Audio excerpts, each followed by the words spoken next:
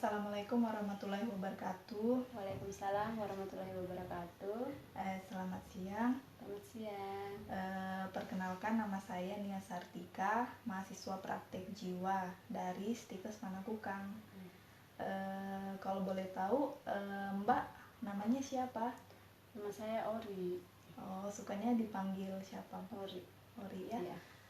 Begini, tujuan saya datang ke sini adalah saya ingin melakukan penyuluhan.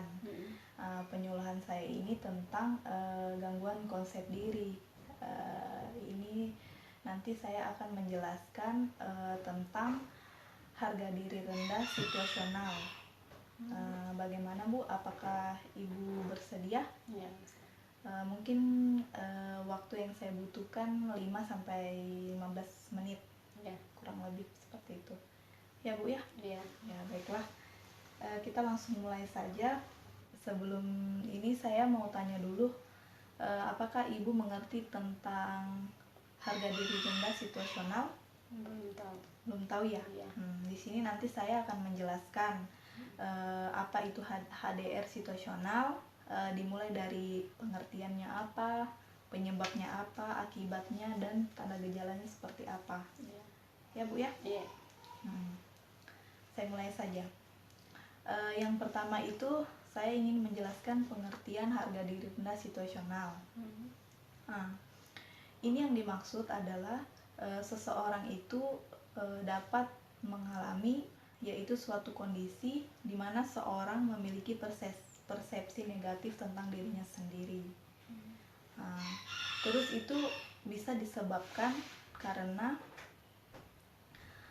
misalnya baru selesai operasi, diceraikan suami, putus sekolah, putus hubungan, perasaan malu karena sesuatu sudah pernah terjadi pada dirinya, misalnya seperti korban perkosa, dituduh melakukan korupsi.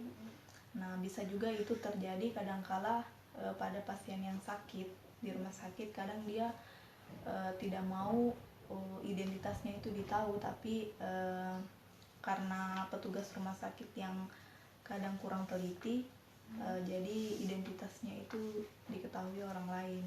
Nah, itu juga bisa menyebabkan harga diri rendah. Kemudian saya juga menjelaskan di sini akibat harga diri rendah situasional. Yang pertama itu ada akibat kognitif. Nah, di sini yang pertama, pasien dapat mengungkapkan rasa ketidakmampuan dalam menghadapi situasi atau peristiwa. Kemudian yang kedua, mengungkapkan ketidakberdayaan dalam menghadapi situasi atau peristiwa. Yang ketiga, mengungkapkan perasaan tidak berguna, tidak mampu menghadapi apa yang dialaminya. Kemudian mengungkapkan rasa tidak mempunyai, tidak mampu, dan rasa gagal pada diri sendiri.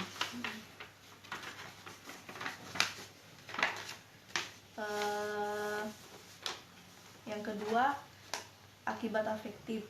Nah, di sini pasien itu mengalami gangguan harga diri rendah, akan merasa tidak berdaya, merasa bersalah dan tidak mampu, tidak berguna, putus asa, sulit dan mudah tersinggung. Begitu ya Bu, sampai sini sudah mengerti? Iya. Nah, ya. Kemudian saya jelaskan yang terakhir, yaitu tanda dan gejala harga diri rendah situasional. Yang pertama itu ciri-cirinya itu pasiennya meremehkan kemampuan menghadapi situasi. Jadi dia tidak dapat memecahkan masalah itu sendiri. Nah, kemudian perilaku tidak asertif, perilaku tidak selaras dengan nilai, tanpa tujuan, tantangan situasi terhadap harga diri berkurang, dan pasien itu mengalami ketidakberdayaan. Di sini saya sudah menjelaskan tentang harga diri situasional. Bagaimana Bu, setelah saya menjelaskan ini, apakah sudah jelas? Sudah. Sudah jelas. Ya. Baiklah, di sini saya ingin minta apakah Ibu dapat menjelaskan kembali beberapa apa yang saya jelaskan tadi. Iya, bisa. Mulai dari pengertian penyebab, akibat, dan tanda gejalanya. Bisa dijelaskan? Bisa. Mm-mm. Baik, kalau pengertian dari HDS situasional itu yaitu di mana seseorang memiliki Mm. persepsi negatif tentang makna diri sebagai respon terhadap situasi saat ini. Mm. Terus adapun penyebabnya itu yang pertama misalnya operasi kecelakaan, dicerai suami, putus sekolah, putus hubungan kerja, perasaan malu karena sesuatu terjadi seperti korban pemerkosaan, dituduh melakukan korupsi, solusi dan nepotisme, di penjara tiba-tiba. Dan ini juga terjadi pada pasien yang dirawat di rumah sakit. Kenapa dengan pasiennya? Oh ya, di sini saya bantu. Di sini itu yang pasien yang di rumah sakit, dia bisa mengalami harga diri rendah itu karena jika identitasnya tersebar atau diketahui orang lain. Seperti itu contohnya ya Bu ya. Ya. Beberapa. Bisa dilanjut apalagi yang terus yang dimengerti? ketiga itu akibatnya. Terus akibatnya itu merasa tidak berdaya, merasa bersalah, tidak mampu, tidak berguna, putus asa, sulit dan mudah tersinggung.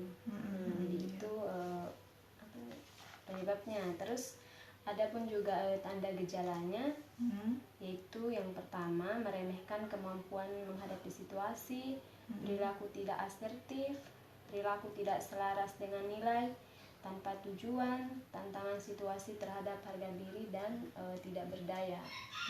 Ya. Bagus ya Bu, kayak sepertinya Ibu sudah mengerti dengan apa yang saya jelaskan tadi. Jadi saya anggap Ibu sudah mengerti. Saya mau pamit. Terima kasih atas kerjasamanya. Selamat siang. Assalamualaikum warahmatullahi wabarakatuh. Selamat siang. Waalaikumsalam warahmatullahi wabarakatuh.